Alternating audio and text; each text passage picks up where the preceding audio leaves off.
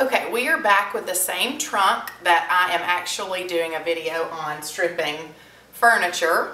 This is the same trunk, and I just, I got to thinking that really while I'm working on it, it would probably be a good idea just to film a quick waxing tutorial again. We already have one on the blog, but really still the majority of questions I receive, obviously especially about chalk paint, are on how to wax, and lots of trouble on getting it to just achieve, I would say, the maximum durability. That seems to be the biggest issue. So a couple of quick tips that I've learned even since the first full length, it's a long video, the first one I did.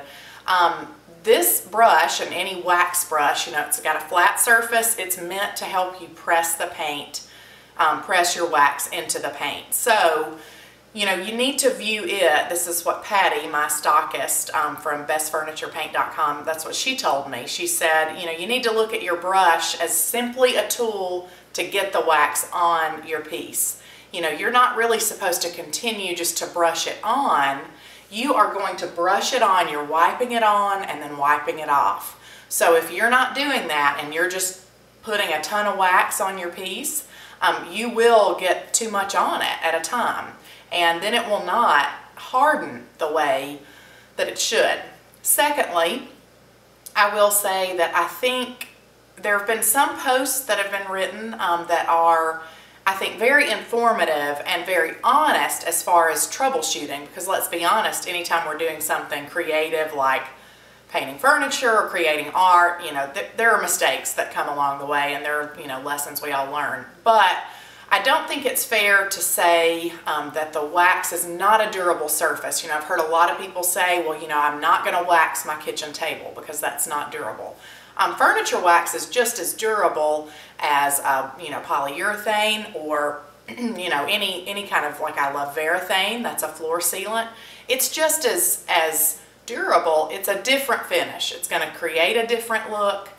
Excuse me. And we have to apply it the right way. So if we're not putting it on the right way, it's certainly not going to hold up the best way possible. So I just thought we would do another quick demo, really kind of focusing on how, we're going to get it on our piece, we're going to wipe it in to press it into the paint, and then you're going to wipe it off. Now if you do that and you do a couple of coats, I was telling Patty the other day, my coffee table, which is this sucker right here, it is beaten up on every day. These coffee table books are pulled off. This tray is dragged across the top. I have 2 kids, 5 and 2, and they are a nightmare on this piece of furniture. Same thing with our bar stools, but this stuff is hard. I mean, my kids will spill something on it. I won't know for hours, I'm sure. And I just wipe it off with a damp cloth. So it is one of the most durable surfaces in my home. So as long as we apply it the right way and we give it time to fully cure, which is about 21 days, you want to be really delicate with it until 21 days, then you're going to love the finish that you get. So this is kind of one of my old cans of wax because my friend Layla at the Lettered Cottage has one of my others, so we're going to hope that this one works well for us. I'm going to just start in the middle so you can kind of see. First of all, notice how much that it richens the color of the paint. I really hope you can see that far away. We're going to press it in. Again, I'm not just putting it on, I'm not just wiping it on. I'm pressing it down and I'm spreading it, okay? So, and sometimes I'll just grab the brush, by the very, very base, and that seems to help me.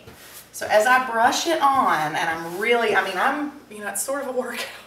I'm really pressing it in, and then I can just use a smooth cloth. Another thing that's great to use is maybe some drop cloth scraps. That's great.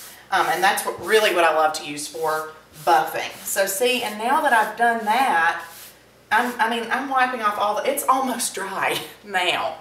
But see, if I don't wipe it off, it's going to have kind of a buildup, and it's going to be, thick. So we're going to keep applying it. We're going to keep putting it on, wiping it off, putting it on, wiping it off. Again, that was a ton that I just put on. So I'm going to spread that all over it. You see how much it covers, if you just keep working it in. That's why you really need a wax brush.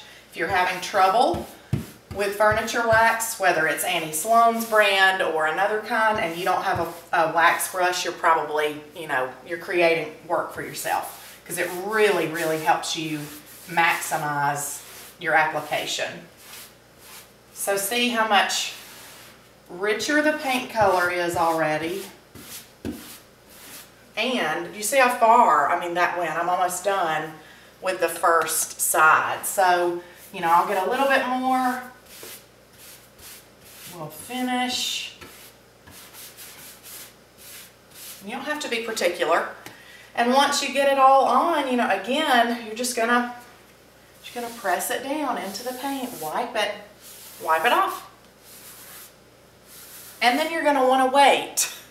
I know we're all impatient, but you're gonna want to wait about, sometimes I will go 5 or 6 hours. If I've wiped it in well, it'll be dry. But really you should wait maybe a day and then distress it. Let your paint cure, and then you can distress it again, okay? The furniture, the chalk paint, is meant for furniture, and so it's really, really durable, really fast. But to me, it's still painted furniture. It's not a bulletproof vest. Like, you have to give it time to do its job, just whether we were using latex or oil-based paint or anything. You gotta wait and let it cure some. So that is that, my friends, and we will come back and I'll just kind of show you, I'll try to kind of get some close-ups and show you how it's dried, and then I'll show you kind of how I buff, because you can get a seriously shiny finish with furniture wax. A lot of people don't know that. They assume that you can only use kind of a hand-rubbed finish. Our coffee table's super shiny, so are our bar stools. So, it just depends on the way you apply it. So I hope this is helping. See you in a second.